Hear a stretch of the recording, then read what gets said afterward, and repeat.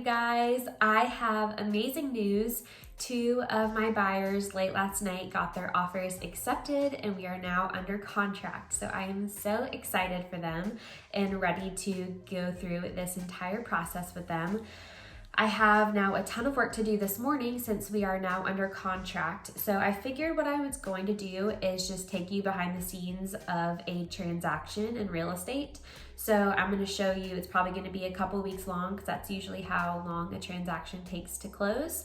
So I'm just going to go through all the main steps throughout the transaction and just explain to you what's going on, what I'm doing, if I'm having to negotiate anything, and just take you guys along for the ride.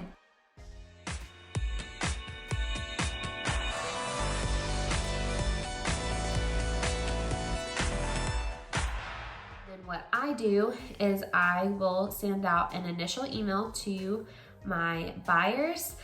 Now that I have already called them and told them the good news, the first few days are really a whirlwind that a buyer is under contract. There's a lot to do really in the first 10 days or so. They're gonna feel really overwhelmed. So I tried to have already set the expectations and told them what was gonna happen once they do get under contract, but still, the shock of getting under contract and your offer accepted can just send you into a state of shock and being overwhelmed. So I try to lay it out for them very easily and give them all the information they need before they ever ask for it.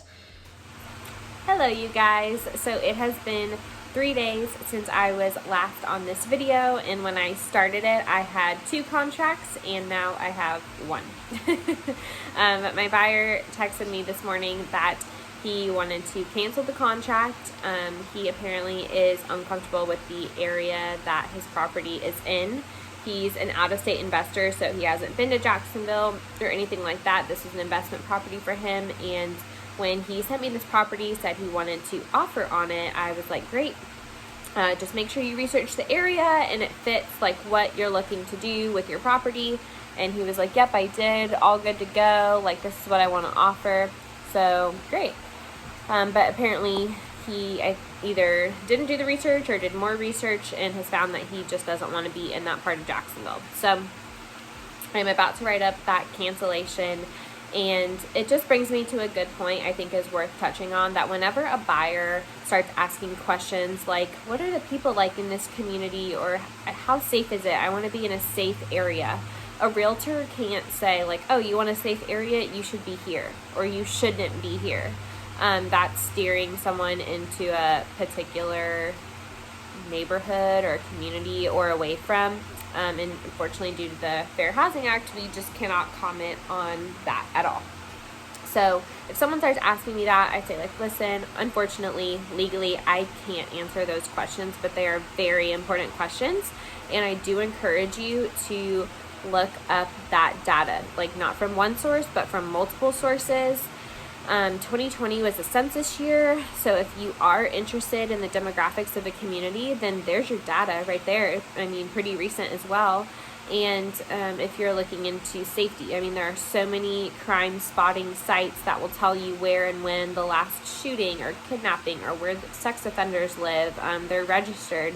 And I don't think there's anything more important than looking up that information as far as safety. I mean, to look up that information so you feel fully comfortable and confident with where you and your family are moving to. So that's something that you have to do on your own. Your realtor cannot do for you. Once you have narrowed down some areas that you are fully comfortable with purchasing in, then go to your realtor and say, hey, like, I've done my research and I want to be on Beach Boulevard, or I want to be in World Golf Village, I want to be in Orange Park, whatever the area is. And then go from there. And don't tell your realtor why you chose that area. Don't say, I want to be here because there's young families or there's a lot of Christians there or whatever. Like, as a realtor, la la la la la. But definitely do that research up front before you start your home search. So I'm about to write up this cancellation for my buyer. That is the end of one transaction. Unfortunately, we did not get very far in that. But I am this afternoon going to the inspection for the other one I have under contract, fingers crossed still. and I will take you guys along with me when I get there.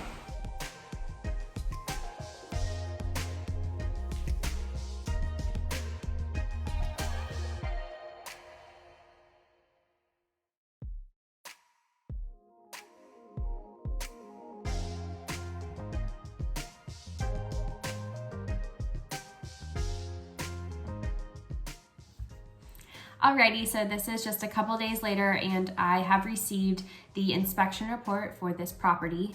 And I got this a couple days ago. Actually, I didn't film it, but it had come up that there was mold growth in several areas of the house. A couple that were under the kitchen sink, bathroom sink, some spots in the ceilings around the canned lights, which is probably the most common place for it. And so we got a couple of swabs of those spots and they were sent to a lab, and I got those results back today. So I have gone over the inspection report with the buyer. So how I like to go about this is when I first ever talk to them, when I go over what an inspection is, I try and hit on this a little bit so they're not thrown off. That an inspection report, no matter if your home is brand spanking new or it's really old, your inspection report is going to be extremely long because the inspector's job is to literally point out every single thing wrong with the home. So whether it's a doorstop missing, that's going to be a whole section of the inspection report, or if it's mold, like something serious like that. So, which is serious. So I talked to the buyer, and I just try to go into it and say, have you gotten the chance to review the report? And they say yes or no. I don't really go into the conversation unless they viewed it for themselves. I don't want to be speaking for them. I want them to lay eyes on what the professional actually said about the home's condition. So he had, and so I say, okay, so before I chime in, I want to hear what your major concerns are from the report. And I let them go on because I just want to hear up front, like, are they frazzled? Like, oh my gosh, there's so many things wrong, I want to cancel. Or are they like, oh, this is pretty reasonable kind of a thing. So I know what kind of conversation I'm going to get into, and if there's anything that I can speak to help to keep the transaction going, if that's what's best for my client. So what we've decided on is to get an estimate for how much it will cost to get this mold remediated, and then also what we're pretty sure is the root of the problem that's causing this growth is the attic is not sealed properly, so it's letting in moisture. So we also want to get the attic sealed properly, so once it's remediated, that this does not keep occurring in the future. We solve the root of the problem. So I've contacted a couple companies this morning, and I finally got one to be able to come out tomorrow morning, which is our deadline for submitting repair requests. Is tomorrow, right now in my time, tomorrow at 9 p.m. So I got someone to come out to the property tomorrow at 11 a.m. to view those areas, give me a good estimate, and then my buyer will likely either ask the seller to make those repairs and treatments, or they will ask for a credit per whatever the estimate is that we get tomorrow. Hello, it is the next day and I am here at this property waiting for the contractor to come give me an estimate for this mold remediation and repairs. So I'm just going to sit here on my laptop on the kitchen counter until he gets here. They told me between 11 and 12. It's 11:15 right now, so fingers crossed they come sooner than later and give us some decent news. Okay, it is now the next day, and boy, has a lot happened in 24 hours. Yeah, there were tears shed, cuss words said, frustration, some good news, but I still have no idea what's going on. But I'm just gonna fill you in because this is where I'm at in this transaction. So last time I left off, I was getting a quote from a contractor for mold remediation. So the contractor did show up 34 minutes late, but did give me a quote of $5,000 to repair everything that was needed. And so I was like, great. Like, and I explained to him that I would prefer to have this quote in writing by 9 p.m. tonight, because for a real estate transaction, at least in Northeast Florida, our repair requests are due at 9 p.m. by the day your inspection period ends, which was yesterday. So he was like, I honestly don't know if I can get that to you. I will do my best, but it might be tomorrow morning. I was like, okay, like, it's not the end of the world. I don't have to have a quote in order to submit with my repair request. It like makes a better case for my buyer, but I don't have to have it contractually. So I was like, okay, please try your best. So I was like, great. And then he also said, like, it shouldn't vary much from $5,000. And if it does, I will honor that price. And I was like, oh, thank you. You're so kind. So I told my buyer what the rough estimate was, and he explained to me that he wanted to ask for a couple of other credits for XYZ repairs. So some of the ones he brought up I thought were good points, and I agreed we should ask for a credit because they were a safety hazard, and just like should definitely be fixed before moving in, or have money to fix. And so there were a couple other things that were a lot more minor that I knew if we asked for would just wreck the deal. So I tried to explain, this is all via email because that's how he prefers to communicate. I tried to explain to him well over email. I always read into things too much because I know people will read it a certain way, and how I am like viewing it in my brain is not how it comes across in someone else's. So I really overthink and stress over like emails like that. Try to explain that asking for X, Y, and Z is just probably not the best thing for this market. This buyer in particular does not have to buy this property. This is like a secondary home. So he is not attached to this property. He could move on to the next property and not care, which is great because it puts you in a position to be able to walk away, which gives you a lot of power as a buyer. But I just wanted to set the precedent that whether we do walk away from this house, like, you can't go ask the next seller that we're under contract with to caulk the bathroom tile, which I just caulked my bathroom tile in my house, or not bathroom, the whole house. I caulked all of the baseboards and painted all my baseboards this weekend for about $11. So like, we're not asking for that as a repair request. So things like that. So I tried to, in the best way possible, explain why I didn't think it was a good idea. I gave him my recommendations on what we should ask for, and he replied to my email and said he agreed. And I was like, great. So I already had these repair requests written up, hoping he would agree. And I was also trying to get to Bible study. So as soon as I saw him say he agreed, I was like, great. And I emailed and said, fantastic. I just sent it to you to sign. Let me know that you got it. And I texted him, hey, I just sent you the repair agreement to sign. So I go to Bible study. I get out of Bible study and I see he still hasn't signed. So I'm like, oh crap, like, we need to get this done. So I text him, say, listen, if this is not signed and in the listing agent's inbox by 9 o'clock, then you accept this house as is, and the seller does not have to make any repairs that you request or give any credits. No answer. So I called him, left a voicemail, called again, emailed, texted, called again. And lo and behold, it's almost 9 o'clock. So I was like, you know what? I have an email of him agreeing to what I recommended that we asked for. So let me just forward that email as the repair request. So I did that, and I explained, like, I don't know what's going on. I don't have the signed repair agreement, but here's an email showing that he agrees to that he wants these things. And so it's 9 o'clock and I still haven't heard from my buyer, still hasn't signed. And I was just really hoping something was not wrong, you know?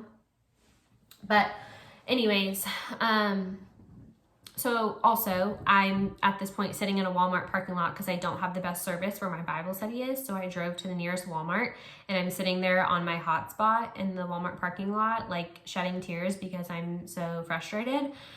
And so I'm like, okay, well, I guess it's after 9 o'clock. There's nothing I can do. So I go into Walmart to get what I needed. And the listing agent calls me and is like, yeah, like, I don't mean to be rude, but there's absolutely no way my sellers are giving this. Like, we had offers $30,000 over asking, over what your buyer is offering. The only reason we went with him is because he's cash. And I'm like, okay, like this house is not going to appraise for $30,000 more because the exact same house, it's a condo. So like they're the same floor plans. It's very easy to find comps.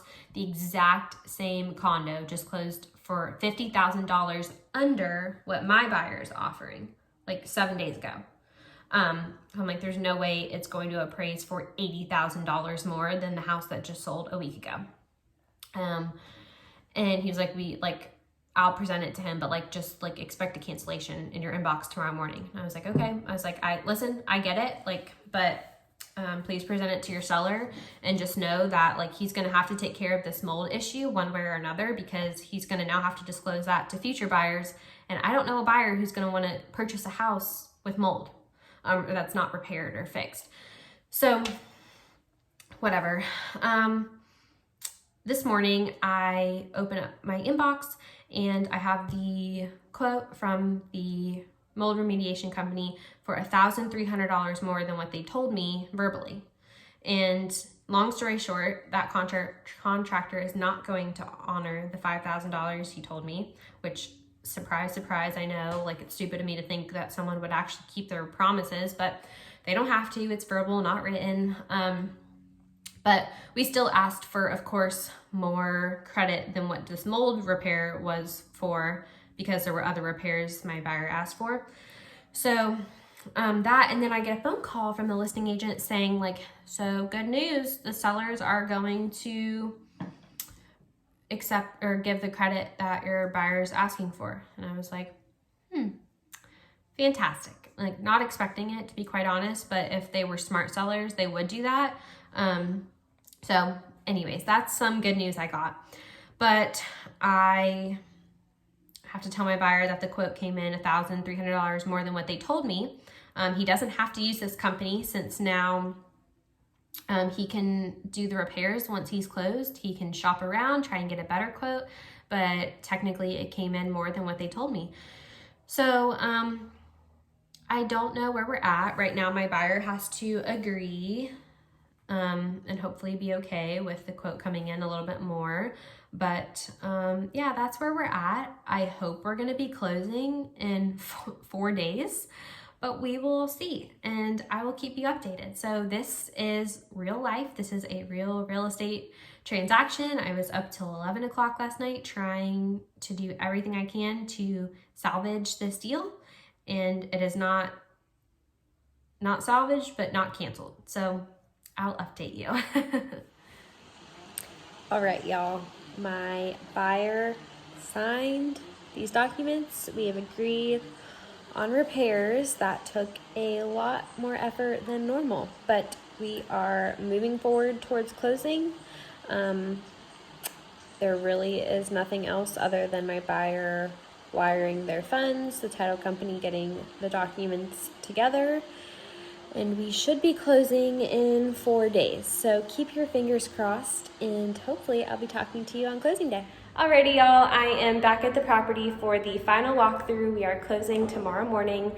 So I am just going to flip on all the faucets, flush all the toilets, turn on all the tubs and showers, make sure the water gets hot, check the refrigerator, the stove, open, close, and lock all the exterior doors, make sure that they work, turn on all the lights, make sure they work as well. But it's pretty much the purpose of the final walkthrough, is just to make sure the house is in the same condition as it was when you went under contract. So I'm gonna do all of that, get a little closing gift set up on the counter for my buyer, and we should be closing tomorrow. So here's the little closing gift I got. I got this like $5 sign from Target, and excuse my handwriting, it's not the easiest to write with this. And a little card and gift card for my buyer with a yoga studio gift card that is down the street, since that is what my buyer is into. Alrighty guys, I hope that you enjoyed this video and just see the behind the scenes of a real estate transaction here in Northeast Florida. So if you have any questions on anything that was in the video, I know it was up and down, lots of roller coaster and lots of probably random information once I put it all together. But in any event, I appreciate you watching, and I will see you in my next video.